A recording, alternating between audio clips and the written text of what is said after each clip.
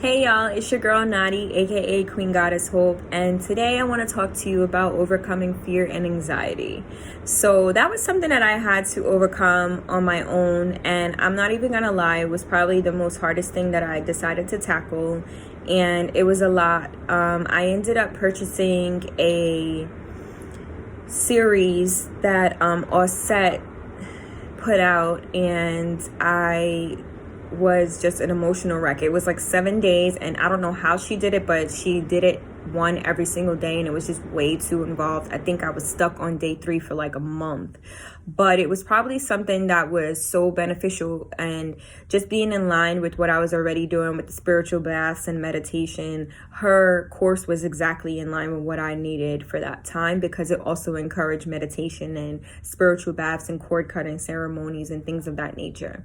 One thing that I took from that specific class was the frequency of emotions. I'm gonna put it up here somehow, but basically it actually encouraged you to go through the low frequency vibrations of emotions to get to the highest, and it forces you to overcome depression. It forces you to get out of fear and anxiety. It forces you to become this vibrant being, because you actually sit here and think about these frequencies of emotions, and you're like, damn, how am I gonna describe being excited when I'm in such a low vibrational state? So one of the first things on the list was like shame, and then you had to immediately write out what was the first thought that came to your mind. And I did it where I didn't know that that's what I was supposed to do, and I never opened up whatever the PDF was at that time. I just understood what she was telling me, and then I was like, okay, when it's time to open up this PDF, I'm going to actually do it and sit and write it. And that shit was so emotionally draining. It was something that I wasn't prepared to do, and I'm glad I did it, because it forced me to talk about situations and things that I had suppressed from like 5 years old. Like, it was completely mind-blowing.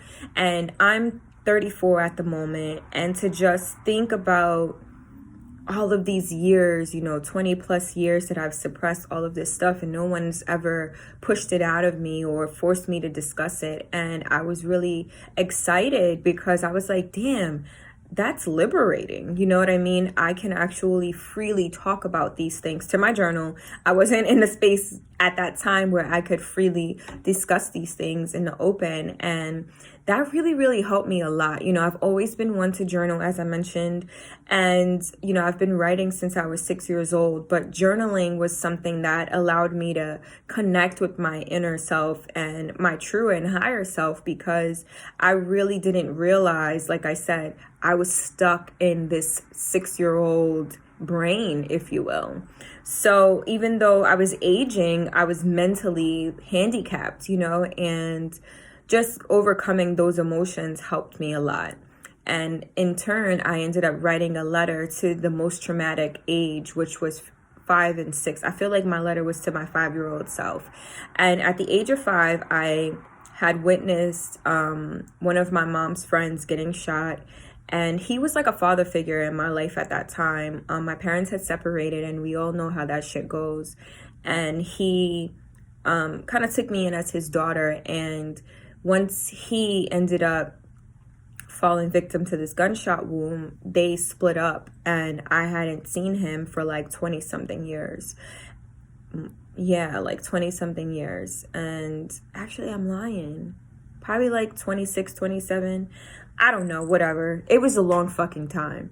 And it wasn't until last summer I had asked my mom, I'm like, hey, do you know where he is or how he's doing? And it was something, again, that I had suppressed. That entire situation I had suppressed, and being in contact with all of these individuals all over again, and all the parties involved, I should say, helped me a lot, because I was suppressing that as well. My grandmother also passed away when I was 5 years old, and we still mourn her, we still love her, and we miss her. I I miss her. I remember the connection I had with her, bro. I had to be like 3 years old, 4 years old. I remember conversations. I remember her presence. I remember things she gave me. You know, I remember her personality like it was yesterday. And people are like, there's no way that you remember that. Like, but why not? You know, so there were just so many situations that I recall. But to bring it back to the incident where the gentleman had suffered from a gunshot wound, I had asked my mom about him, and no lie, like within 30 days, they somehow get connected on Facebook and I meet with him. And it was just probably the most emotional situation I had ever experienced in my life, because I was really close to his mom as well. And he brought his mom with him. And it was just so amazing. I was really fulfilled. I felt really full, and I felt really happy to know that, you know, I connected and I manifested this into my reality some 20 plus years later.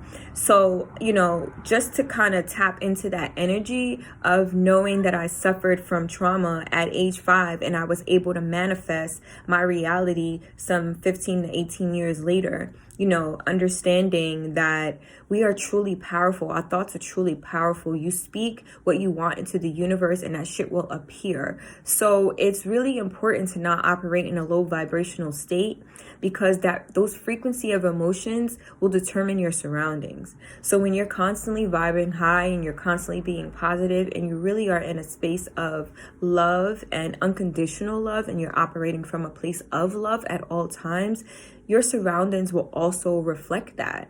You know, I never want to be harmful to people. I'm always going to be patient, and I'm always going to give people the benefit of the doubt. However, once you start abusing those emotions and that type of love, you do have to remove yourself from that situation, or you have to make that other person fully aware of their actions. And I don't think that you should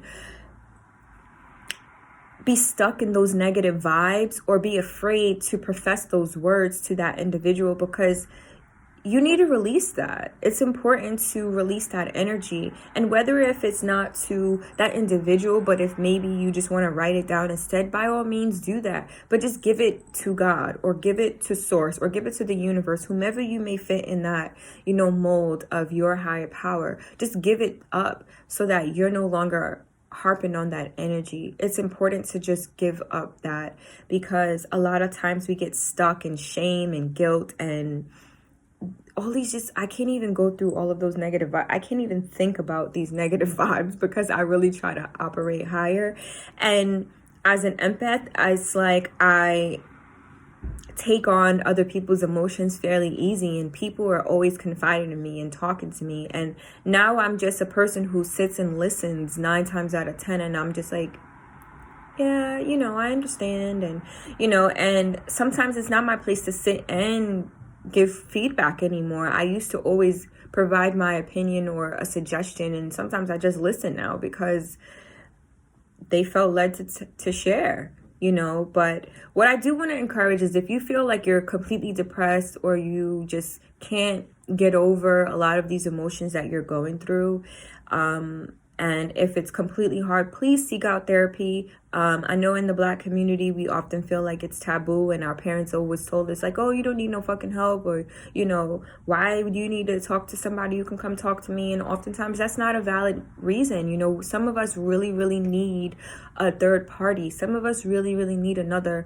licensed professional who understands how to channel these emotions and take them in and allow it to not affect them on their day-to-day hustle, you know, but provide you with sound advice to actually lift you up and to help you get to the next step, which is freedom, you know. And that was the greatest takeaway for me when I went through therapy. And I went from March, or more or less April, until the end of October, yeah. And it was liberating, you know, and I would probably do it all over again. And I think that it's really important for you to understand who it is, because sometimes these things can be crippling and critical. And it's important to seek help when necessary. But what I would like to encourage everybody is to go actually do this assignment where you're going through the frequency of emotions and you're writing down the first thought that comes to mind, both positive and negative. But start from the bottom, because it's important to get out those suppressed feelings. And then once you go higher, you realize like, okay, you do have some good emotions and some good ideas and some good thoughts that come to mind. It may take a second or two to get them out, because for some reason we just remember the negative way more than positive. So upon doing that exercise, because for me it took me a minute to remember things that brought me joy or enlightenment and things like that, I was like, you know what, anytime that I'm gonna do anything in life or my thoughts immediately go to negative, I'm going to flip that around and bring it back to positive.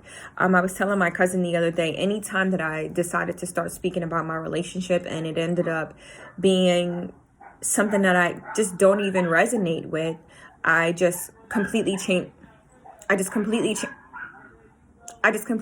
the narrative. This dog is driving me crazy. I just completely changed the narrative and brought it back to myself, because that's what mattered most. You know, I knew that I was vibing high. I knew that my energy that I was emitting was positive, and I no longer resonated with that energy, so there was no need to talk about it. So one major takeaway that I would encourage you to do, again, is to not only go through this assignment, but anytime you feel yourself talking about anything negative, change the narrative and say something positive. Or just change the narrative altogether. Like, you know what? I don't want to talk about that no more. There's no need to talk about it. And there's no reason why you should actually continue to talk about something negative, especially if you're trying to change the narrative and be positive. All right? So I'm sending you much love and light. Feel the vibes. And I hope you have a great day. All right? Peace and light.